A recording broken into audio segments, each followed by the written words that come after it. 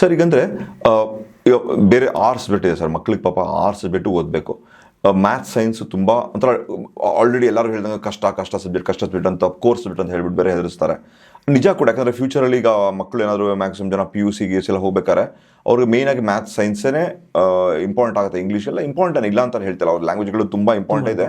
But maths science ಸ್ವಲ್ಪ ಜಾಸ್ತಿ prominence ಕೊಡ್ತಾರೆ ಮಕ್ಕಳು. ಸೊ ನಾವು ಈಗ 1 ತಿಂಗಳು ಇರಬೇಕಾದ್ರೆ ನಮ್ಮ ಟೈಮ್ನ ಹೇಗೆ ನಾವು ಡಿವೈಡ್ ಮಾಡ್ಕೋಬೋದು, ಕೋರ್ಸ್ ಸಬ್ಜೆಕ್ಟ್ಗೂ ಮತ್ತು ಲ್ಯಾಂಗ್ವೇಜ್ ಸಬ್ಜೆಕ್ಟ್ಗೂ ದಿನಕ್ಕೆ ಎಷ್ಟು ಗಂಟೆ ಓದಬೇಕು ಇದು ಸ್ವಲ್ಪ ಹೇಳಿ ಸರ್. ಸೊ ಇದಕ್ಕೆ ಈ ಒಳ್ಳೆ ಪ್ರಶ್ನೆ ಕೇಳಿದ್ದೀರಾ. ಈ ಪ್ರಶ್ನೆಗೆ ಬೆಳಗ್ಗೆ 3 ಸಬ್ಜೆಕ್ಟು, ಸಂಜೆ 3 ಸಬ್ಜೆಕ್ಟನ್ನು. ಸೊ ಈಗ ಡೈಲಿ 1 hour, ಈಗ ಫಾರ್ ಎಕ್ಸಾಂಪಲ್ ಲ್ಯಾಂಗ್ವೇಜಿಗೆ ಅರ್ಧ ಗಂಟೆ ಕೊಟ್ಟರೆ ಕೋರ್ಸ್ ಸಬ್ಜೆಕ್ಟಿಗೆ 3/4 ಗಂಟೆ 1 ಗಂಟೆ ಈ ಥರ ಕೊಡೋದು ಒಳ್ಳೆಯದು.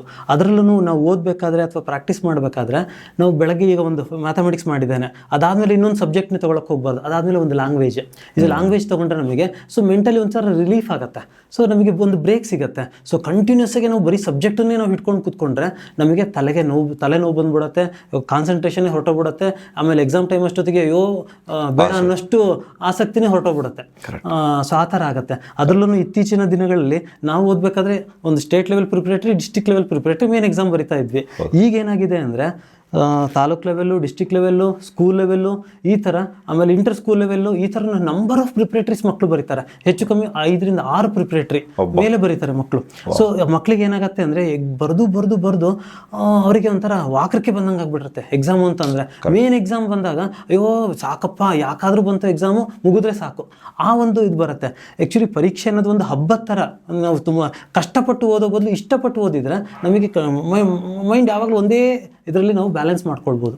ಎಕ್ಸಾಮ್ ಮುಗಿಯೋ ತನಕನೂ ಅದಾದಮೇಲೆ ಎಕ್ಸಾಮ್ ಮುಗಿದ್ಮೇಲೆ ರಜೆ ಇರುತ್ತೆ, 1 ತಿಂಗಳು 2 ತಿಂಗಳು ಮೆಂಟಲಿ ಫುಲ್ ರಿಲೀಫ್ ಆಗಿ ಇರ್ಬೋದು ಸರ್. ಅಂದರೆ ಈಗ ಒಂದು ದಿನಕ್ಕೆ 6 hours ಓದಬೇಕು ಅಂತ ಹೇಳ್ತಾ ಇದ್ದೀರಾ, ಇನ್ನು ಲಾಸ್ಟ್ 1 month 6 months ಓದಬೇಕು ಅಂತ ಹೇಳ್ತೀರಾ. ಸೊ ಆಗ ನನ್ನ ಬೇರೆ ಕೆಲಸಗಳು, ಈಗ ಫಾರ್ ಎಕ್ಸಾಂಪಲ್ ನಾನು ಯಾವುದೋ ಒಂದು ಆರ್ಟ್ ಕ್ಲಾಸ್ ಹೋಗ್ತಾ ಇರ್ತೀನಿ, ಅಥವಾ ಒಂದು ಮ್ಯೂಸಿಕ್ ಕ್ಲಾಸ್ ಹೋಗ್ತಾ ಇರ್ತೀನಿ, ಸ್ಪೋರ್ಟ್ಸ್ ಮಾಡ್ತಾ ಇರ್ತೀನಿ, ಅದೆಲ್ಲ ಬಿಟ್ಬಿಡ್ಬೇಕಾ ಅಥವಾ ಕಂಟಿನ್ಯೂ ಮಾಡಬೇಕಾ? ನಿಮ್ಮ ಅಭಿಪ್ರಾಯ ಏನು? ಯಾಕಂದ್ರೆ ಟೈಮ್ ಸಿಗಲ್ಲ, 6 ಗಂಟೆ.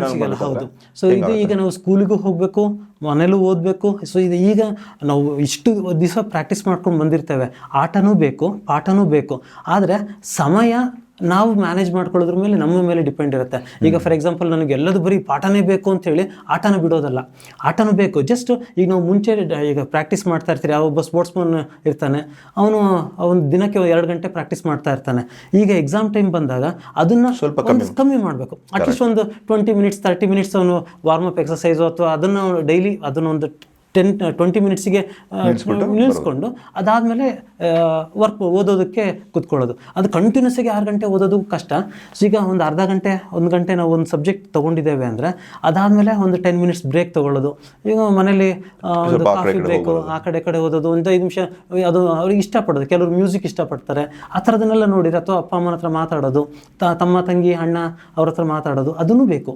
ಸೊ ಬರೀ ನಾನು ಬುಕ್ ವಾರ್ಮ್ ಥರನೇ ಇರೋದನ್ನು ಸಹ ತಪ್ಪು ಅಂತಲೇ ಅನ್ನುತ್ತೆ. ಕರೆಕ್ಟ್. ಯಾಕಂದರೆ ಅವಾಗ ನೀವು ಹೇಳಿದಂಗೆ ಒಂಥರ ಮೊದಲು ಒಂದು 10 minutes ಬ್ರೇಕ್ ಇದ್ರೆ ಅವರಿಗೆ ಒಂಥರ ಚೇಂಜ್ ಆಫ್ ವರ್ಕ್ ಥರ ಬರುತ್ತೆ, ಮತ್ತೆ ಕಾನ್ಸಂಟ್ರೇಷನ್ ಬಿಲ್ಡ್ ಆಗುತ್ತೆ. Correct sir. ಆ್ಯಕ್ಚುಲಿ ನೀವು ಹೇಳಿದ್ದು ತುಂಬ ಕರೆಕ್ಟ್. ಆ್ಯಕ್ಚುಲಿ ಒಂದು ಸೌಂಡ್ ಮೈಂಡಿನ ಸೌಂಡ್ ಬಾಡಿ ಅಂತ ಹೇಳ್ತಾರೆ. ಸೊ ಹಾಗಾಗಿ ನನ್ನ ಸಜೆಷನ್ ಏನು ಮಕ್ಕಳಿಗೆ, ನಾನು ಒಬ್ಬ ಸ್ಟೂಡೆಂಟ್ ಆಗಿದೆ ಒಂದು ಕಾಲದಲ್ಲಿ. ಸೊ ಹಾಗೆ ನನ್ನ ಸಜೆಷನ್ ಅಂದರೆ ನಿಮ್ಮ ಒಂದು ಫಿಸಿಕಲ್ ಆಕ್ಟಿವಿಟಿ ಇಟ್ಕೊಂಡ್ರೆ ಮೈಂಡ್ ಕೂಡ ಆಕ್ಟಿವ್ ಆಗಿರುತ್ತೆ ಅಂತ ನನ್ನ ಒಂದು ಭಾವನೆ ಸರ್. ಹೌದು. ಈಗ ನಾವು ಒಂದೇ 1 ಗಂಟೆ ಕುತ್ಕೊಂಡು ಓದಿದ್ದೇನೆ ಅಂತಂದರೆ ಮೈಯೆಲ್ಲ ಒಂಥರ ರಿಜಿಡ್, ಒಂಥರ ಲೇಸಿನೆಸ್ ಥರ ಬಂದಿರುತ್ತೆ. 5 ನಿಮಿಷ ನಾನು ಜಂಪ್ ಮಾಡಿದೆ, ಏನೋ ಒಂದು ಎಕ್ಸಸೈಸ್ ಮಾಡಿದೆ, ಸಣ್ಣ ಪುಟ್ಟ ಎಕ್ಸಸೈಸ್ ಮಾಡಿದೆ ಅಂದರೆ ಸ್ವಲ್ಪ ಬಾಡಿ ರಿಲ್ಯಾಕ್ಸ್ ಆಗುತ್ತೆ ಒಂದು ಸ್ವಲ್ಪ. ಸರ್ ಈಗ ನೀವು ಹೇಳಿದ್ರಿ ವೆರಿ ಇಂಟ್ರೆಸ್ಟಿಂಗ್ ಆಗಿ, ಒಂದು ಬ್ರೇಕ್ ತಗೊಂಡು, ಒಂದು ಬ್ರೇಕ್ ಮಾತ್ರ ಅಲ್ಲ, ಒಂದು ಮ್ಯಾಥ್ಸ್ ಹೋದ್ಮೇಲೆ ಒಂದು ಲ್ಯಾಂಗ್ವೇಜ್ ತಗೊಳ್ಳಿ, ಆಮೇಲೆ ಬೇಕಾದ್ರೆ ಸೈನ್ಸ್ ತಗೊಳ್ಳಿ, ಈ ಥರ ಹೇಳಿದ್ರೆ ಅವಾಗಲೂ ಕೂಡ ಒಂದು ಚೇಂಜಸ್ ಆಗುತ್ತೆ. ಹೌದು, ಅಬ್ಸಲ್ಯೂಟ್ಲಿ ಸರ್. ಸರ್ ಈಗ ನಾನು ಒಂದು ವೆರಿ ಇಂಟ್ರೆಸ್ಟಿಂಗ್ ಇದು ಕೇಳಿದಾಗ ನಂಗೆ ಒಂದು ಕೇಳಬೇಕು ಅಂತ ಅನಿಸ್ತಾ ಇತ್ತು. ಈಗ ನಾವು ಮೊದಲಿಂದಾನು ಈಗ ವರ್ಷಕ್ಕೆ ಮುಂದೆ ಕೆಲವು ಮಕ್ಕಳು ಬೆಳಗ್ಗೆ ಓದೋ ಮಕ್ಕಳಿರ್ತಾರೆ, ಕೆಲವರು ರಾತ್ರಿ ಎಲ್ಲ ಓದೋ ಮಕ್ಕಳಿರ್ತಾರೆ, ಅಥವಾ ಇದು ನಮ್ಮ ನ್ಯಾಚುರಲ್ ಒಂದು ಸೈಕಲ್ ಥರ ಅದು ಆಗಿರುತ್ತೆ. ಈಗ ಯಾರೊಬ್ರು ಬಂದು ಹೇಳ್ತಾರೆ ನಿಮ್ಮ ಮನೇಲಿ, ನಿಮ್ಮ ರಾತ್ರಿ ಒಬ್ಬರು ಹಾಕೊಂಡು ಬೆಳಗ್ಗೆ 4 ಗಂಟೆಗೆ ಓದೋ ಅಂತ ಹೇಳ್ತಾರೆ. ಈ ಥರ ಈಗ ಇನ್ನೊಂದು ತಿಂಗಳು ಇರ್ಬೇಕಾದ್ರೆ ಆ ಥರ ನಮ್ಮ ಒಂದು ಹ್ಯಾಬಿಟ್ನ ಚೇಂಜ್ ಮಾಡ್ಕೊಳ್ಳೋದು ಒಳ್ಳೇದಾ ಅಥವಾ ಕಂಟಿನ್ಯೂ ಮಾಡೋದು ಒಳ್ಳೇದಾ? ನಿಮ್ಮ ಹ್ಯಾಬಿಟ್ ಏನಿರುತ್ತೆ ಅದನ್ನು ಯಾವ ಕಾರಣಕ್ಕೂ ಚೇಂಜ್ ಮಾಡ್ಕೊಳ್ಬೇಡಿ. ಸೊ ಮಕ್ಕಳಿಗೆ ಏನಿರುತ್ತೆ ಈಗ ಕೆಲವ್ರು ಏನು ಮಾಡ್ತಾರೆ ಅಂದರೆ ರಾತ್ರಿ ಓದೋ ಅಭ್ಯಾಸ ಇಟ್ಕೊಂಡಿರ್ತಾರೆ, ರಾತ್ರಿ 12 ಗಂಟೆ 1 ಗಂಟೆ 2 ಗಂಟೆ ತನಕ ಓದ್ತಾರೆ. ಇನ್ನು ಕೆಲವ್ರು ಏನು ಮಾಡ್ತಾರೆ, ಬೆಳಗ್ಗೆ 2 ಗಂಟೆ 3 ಗಂಟೆ, ಬೆಳಗ್ಗೆ ರಾತ್ರಿ 7 8 ಗಂಟೆ ಮಲಗಿಬಿಡ್ತಾರೆ, ಬೆಳಗ್ಗೆ 2 ಗಂಟೆಗೆ ಎದ್ದು ಹಲವಾಗಿಂದ ಓದೋದಕ್ಕೆ ಸ್ಟಾರ್ಟ್ ಮಾಡ್ತಾರೆ. ಅದು ನಿಮ್ಮ ಮೈಂಡ್ ಸೆಟ್ ಹೇಗಿರುತ್ತೆ, ನೀವು ಯಾವ ಥರ ಪ್ರಾಕ್ಟೀಸ್ ಮಾಡ್ಕೊಂಡು ಬಂದಿರ್ತೀರಿ ಅದೇ ರೀತಿನೇ ಮಾಡ್ಕೊಂಡು ಬರೋದು ಒಳ್ಳೆಯದು. ಅದನ್ನು ಯಾವ ಕಾರಣಕ್ಕೂ ಚೇಂಜ್ ಮಾಡಬೇಡಿ. ಸೊ ನಿಮ್ಮ ಮೈಂಡ್ ಸೆಟ್ ಏನಿರುತ್ತೆ ಅದನ್ನು ಮಾತ್ರ ಡಿಸ್ಟರ್ಬ್ ಮಾಡ್ಕೊಳ್ಬೇಡಿ. ಹಾಗಂತ ಎಕ್ಸಾಮ್ ಹಿಂದಿನ ದಿವಸನೂ ರಾತ್ರಿ 2 ಗಂಟೆ ತನಕ ಓದೋದು ಅಥವಾ ಬೆಳಗ್ಗೆ 2 ಗಂಟೆಗೆ ಎದ್ದೇಳೋದು ಮಾಡಬೇಡಿ ಅಷ್ಟೇ. ಎಸ್ ಸರ್, ನಾನು ಆಕ್ಚುಲಿ ನನಗೆ ಎಕ್ಸಾಮ್ ಹಿಂದಿನ ಏನು ಮಾಡ್ಬೇಕಂತ ಒಂದು ಸೀರೀಸ್ ಆಫ್ ಕ್ವಶನ್ಸ್ ಇದೆ, ಅದನ್ನು ಕೇಳ್ತೀನಿ ನಿಮ್ಮ ಹತ್ರ. ನೋಡಿದ್ರಲ್ಲ ಈ ಪಾಡ್ಕಾಸ್ಟ್ ಕ್ಲಿಪ್, ನೀವು ಇದು ನಿಮ್ಗೆ ಇಷ್ಟ ಆಯ್ತು ಅಂತ ಅನ್ಕೋತೀನಿ. ಈ ಒಂದು ವಿಡಿಯೋದ ಫುಲ್ ವಿಡಿಯೋ ನೋಡಬೇಕು ಅಂತ ಶ್ರೀಮಂತ ಮನೆ ಪಾಠ ಚಾನಲ್ ಬಂದು ನೋಡಿ, ಅದರಲ್ಲಿ ನಿಮಗೆ ಫುಲ್ ವಿಷಯಗಳು ತಿಳ್ಕೊಳುತ್ತೆ. ಇನ್ನೂ ಇಷ್ಟೊಂದು ಹಲವಾರು ವಿಷಯಗಳನ್ನ ತಿಳ್ಕೊಳ್ಳೋ ಸಿಗುತ್ತೆ. ನಿಮ್ಗೆ ಟೈಮ್ ಇದ್ರೆ, ಟೈಮ್ ಇಲ್ಲ ಅಂದರೆ ನಾವು ಶ್ರೀಮಂತ ಮನೆ ಪಾಠ ಕ್ಲಿಪ್ಸಲ್ಲಿ ಬಂದು ನೀವು ಎಲ್ಲ ಕ್ಲಿಪ್ಗಳನ್ನ ತುಂಬ ಸಂಕ್ಷಿಪ್ತವಾಗಿ ನೋಡಿಕೊಂಡು ನೀವು ಎಂಜಾಯ್ ಕೂಡ ಮಾಡ್ಬೋದು. ದಯವಿಟ್ಟು ಶ್ರೀಮಂತ ಮನೆ ಪಾಠ ನೋಡಿ, ಶ್ರೀಮಂತ ಪಾಡ್ಕಾಸ್ಟ್ ಕ್ಲಿಪ್ ಚಾನಲ್ ಎರಡಕ್ಕೂ ಸಬ್ಸ್ಕ್ರೈಬ್ ಮಾಡಿ, ಎಂಜಾಯ್ ಮಾಡಿ, ಎಷ್ಟೊಂದು ವಿಷಯಗಳನ್ನ ತಿಳ್ಕೊಳ್ಳಿ.